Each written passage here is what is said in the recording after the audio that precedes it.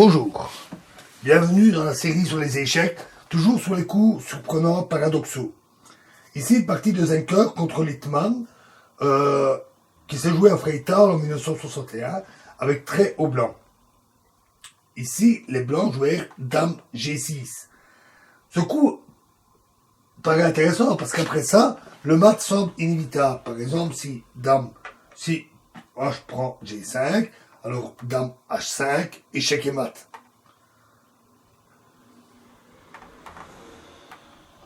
Et évidemment, les blancs menacent aussi Dame H7, échec et mat. Pourtant, ce coup a été une erreur fatale. Les blancs n'avaient pas remarqué un contre-coup tout à fait surprenant. Dame G4, échec. Une bévue tout à fait compréhensible. Quand la dame adverse a pénétré dans votre camp, vous essayez de lui prendre toutes les cases où elle pourrait donner échec.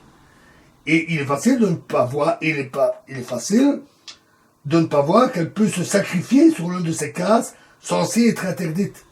Ici, le fou C8 attend son heure à l'arrière-plan.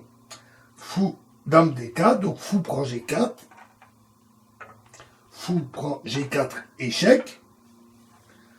Cavalier F3. Fou prend F3. Échec. Tour E2. Cavalier D4. Roi E1. Fou prend E2.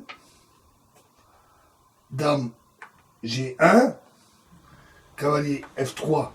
Échec. Roi prend E2. Cavalier prend G1, échec, et les blancs abandonnèrent. Ils ont perdu une tour dans la bataille.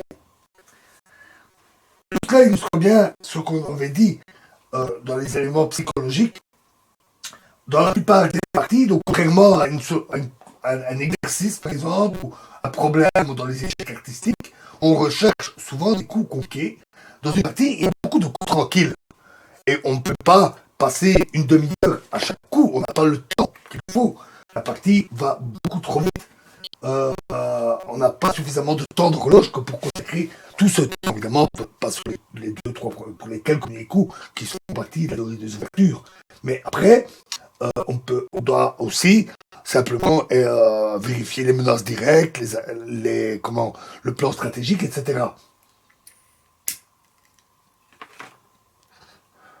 On a plutôt tendance à chercher, et donc on laisse parfois échapper des coups particulièrement importants.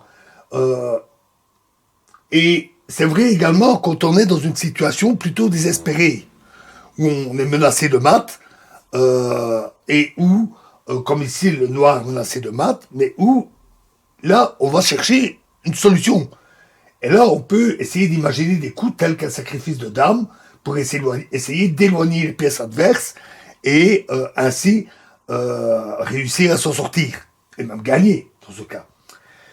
Et à l'inverse, quand on mène l'attaque, on pense avoir fait tout ce qu'il fallait pour pouvoir mener son attaque, on calcule les conséquences de l'attaque sans nécessairement voir un coup tout à fait... On regarde aussi, si on réfléchit bien aux contre-attaques, mais parfois, il peut y avoir des coups surprenants de l'adversaire auxquels on ne pense pas, parce qu'on n'est pas à la recherche désespérée d'une solution.